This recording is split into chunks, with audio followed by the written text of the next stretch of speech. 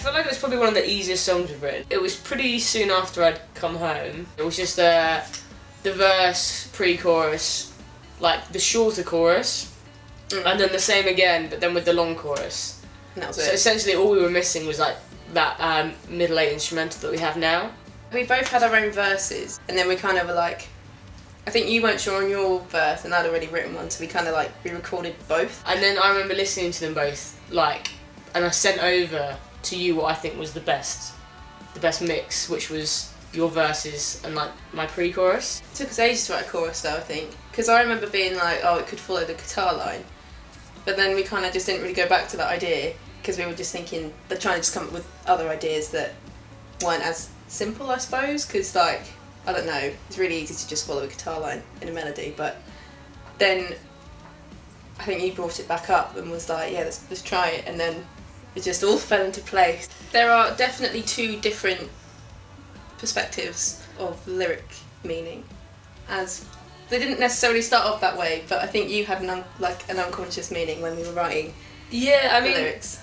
Yeah, I think there is a crossover from your point, like more your side of things as well, but obviously like with what was going on in my life at the time, I think that obviously did come into it. I guess we've kind of personified like anxiety and that side of things into almost another being.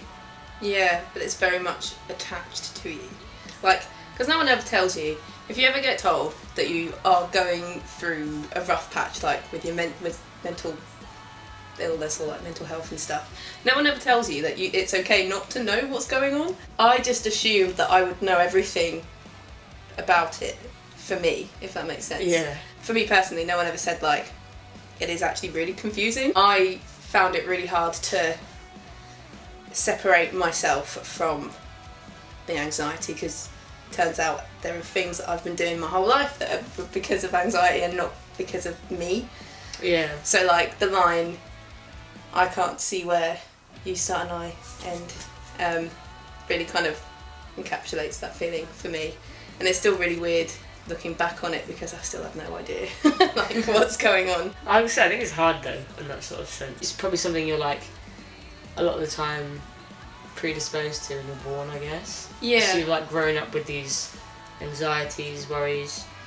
Oh, definitely. Just like depression.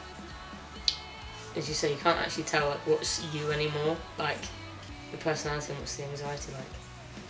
Yeah, and a it's mental health issue. It's like having to relearn everything that I already knew. What about you? Yeah, I'm alright.